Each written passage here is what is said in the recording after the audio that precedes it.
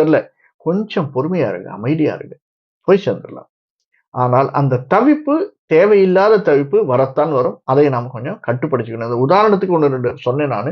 இது பல இடங்களில் நமக்கு வரும். அது ரொம்ப கட்டுப்படுத்திக்கணும். இது எங்க அதிகமா வரும் அப்படின்னா, ஏன்னா நம்முடைய 8ஆம் வீடு சூரியனுடைய வீடு.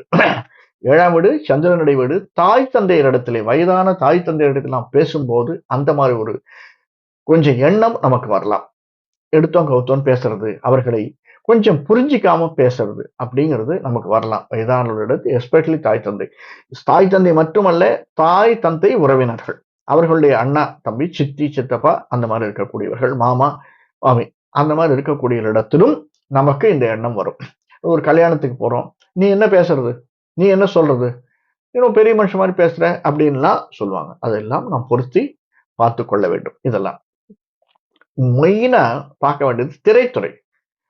சின்ன திரையா இருந்தாலும், பெரிய திரையா இருந்தாலும். ஏன்னா, சுக்கிரனுடைய அ அனுகிரகம் நமக்கு நெறைய இருக்கு சார். நமக்கு 3, 4, 5ஆம் வீட்டுக்கு அதிபதியானவன் சுக்கிரன். 10ஆம் வீட்டுக்கும் அவன் தான் அதிபதி.